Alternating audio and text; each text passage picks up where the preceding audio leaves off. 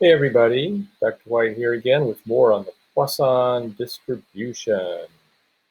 So last time we defined Poisson process, defined Poisson random variables, found the PMF forum, found the moment generating function, and used the moment generating function technique to get the expected value of Poisson is equal to its rate lambda, and the variance is also equal to lambda. Today, we want to do some computational examples. So first of all, let me grab a nice app that might help me to mark a little bit better. Okay, let's put the little toolbar up there. And let's think about this problem. So text messages, huh? They arrive on your phone according to a Poisson process at a rate of 5 messages per hour on average. So a few questions, and I see that I cannot scroll, so that is really not something I should be using. Sorry about that.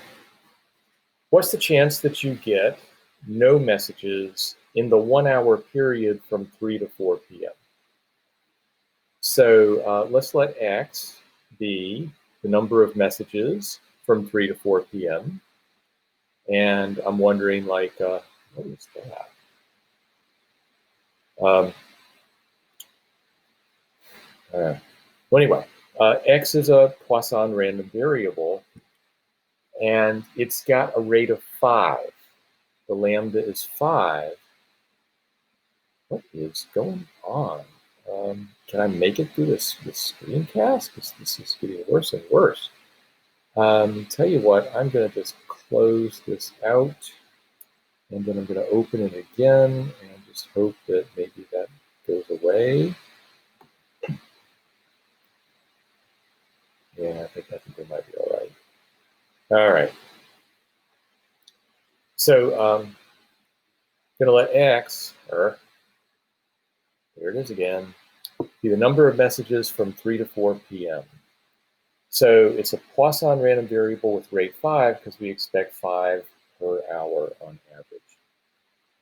So what's the chance of no messages between 3 and 4?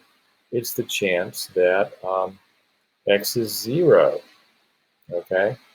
So according to the PMF, for Poisson, we just do our lambda to the 0, e to minus the lambda over the 0 factorial, and you get 1s and an e to the negative 5. Okay, what's the chance of at least 4 messages between 3 and 4 p.m.? So you could do it the straightforward way, where you just add up all the chances from 4 to infinity, 4, 5, 6, 7, 8, all the way up to infinity messages. That's an infinite sum, which to me is, too much summing, okay? If you get a chance, go for a finite sum over an infinite one. And always go for a closed form expression rather than summations if you can. So I'm going to go for probability of X being bigger or equal to 4 being 1 minus the probability that X is less than or equal to 3. At least that's a finite sum. And I can't, condense that into any nicer form, so I'll just leave it like that. Hey, what's the chance of 2 messages between 3:30 and 4 p.m.? Well, this time we're not working with a unit time, the hour that was set up for us when we said there was 5 an hour on average. Hour was a unit. This is half an hour, half a unit. And in half an hour, you could expect half of 5 messages during that time. So 2.5 messages during that time. Okay, new random variable. Let's let X be the number of messages from 3:30 to 4 p.m. X is Poisson, but it's got a rate of 2.5. So the chance of 2 messages would be the rate squared times e to the minus lambda over the 2 factorial. Alrighty, suppose you get 10 text messages between 3 and 3:30 p.m. Okay. What's the conditional probability that you get 2 text messages between 3:30 and 4 p.m.? What's the chance of 2 between 3:30 and 4:30, given that you got 10 between 3 and 3:30? So looking for this conditional probability here. But the fact is that it's equal to the absolute property of 2 messages between 3:30 and 4. And I'm sorry, I actually didn't set up my random variable here. The random variable x is the number of messages between 3:30 and 4. So think that. Well, it's equal to the absolute property because of the first condition in the definition of a Poisson process, which is that the number of events in disjoint time intervals are independent random variables. So it doesn't matter how many messages you got in the interval from 3 to 3:30. That's a disjoint interval from 3:30 to 4. So you just find the probability of 2 messages from 3 to 3:30, which we already did in the previous problem part. I should stress that the Poisson process does not have to involve time as its variable. It could be any kind of continuous sort of unfolding process. For example, imagine that you were examining a roll of cloth, from Michael's or one of those, crafts places, a roll of cloth. Imagine you're unrolling it, looking at the roll of cloth from the left to the right, searching for flaws as you go, flaws in the cloth. Okay, so like, maybe you get a flaw at 3 feet. Maybe you get a flaw at 3.7 feet and another flaw at 5.2 feet. These flaws, as you see them, you can think of as events. Starting from foot 0 onward indefinitely, you get these events. So suppose that they occur like in a Poisson process. Suppose that's how flaws work in cloth, okay? And suppose further that there's an average of 1 flaw every 10 feet. So 1/10 of a flaw per foot, okay, on average. Can we find the probability of 3 flaws from foot 10 to foot 30, okay? Well, once again, we set up a random variable that controls the situation. Let's let x be the number of flaws from foot 10 to foot 30. Sorry for all that.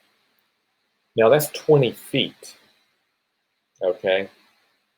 And I have a math error. Yow. 20 feet.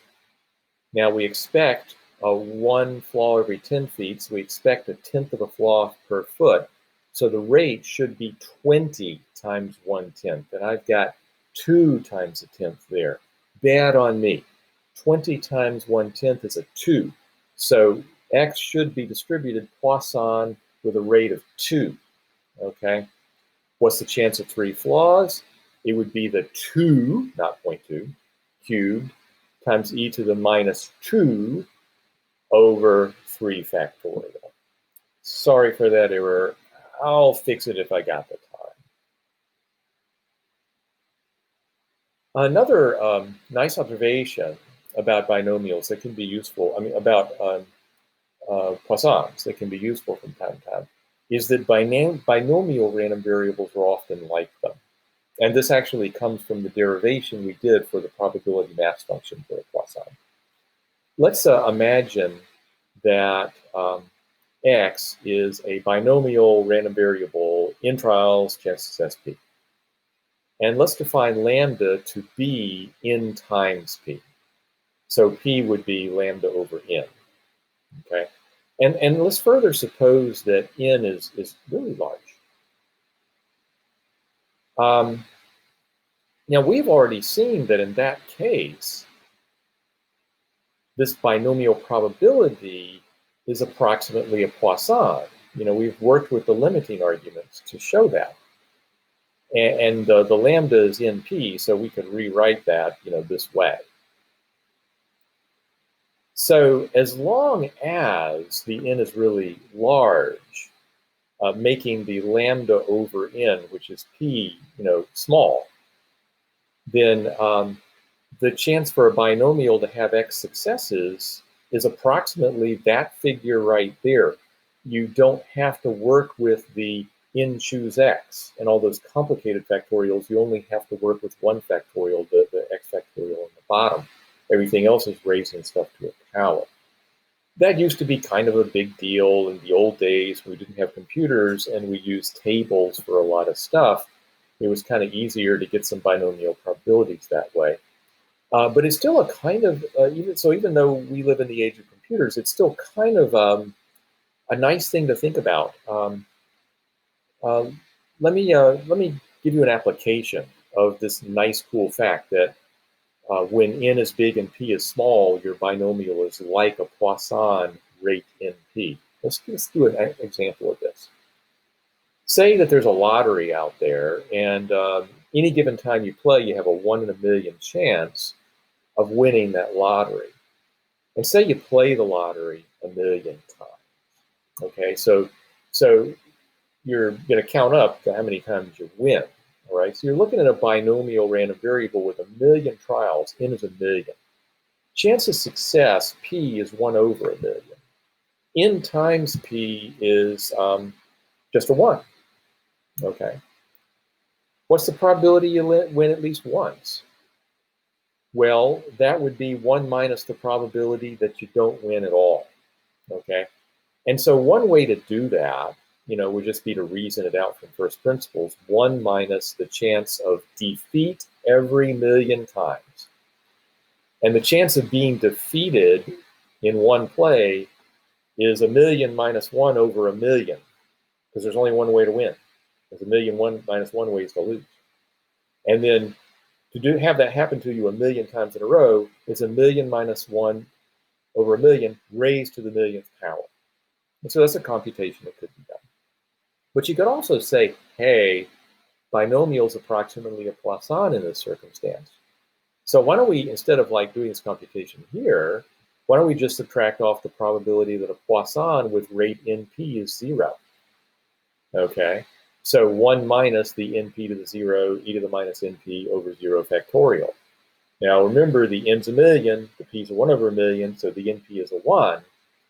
And so really all that comes out of this computation here is an e to the minus 1. 1 minus 1 over e turns out to be about 63%.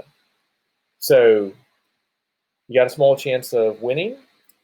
You play 1 over that chance number of times. You're going to have about a 63% chance of winning at least once. So that's the lesson that we get from this approximation. Of course, you can compute with Poissons in R. There's obviously got to be a Poisson family of functions like B Poisson and P Poisson to work with. So in a separate screencast, I'll address those issues and do some more application problems as well. See you soon.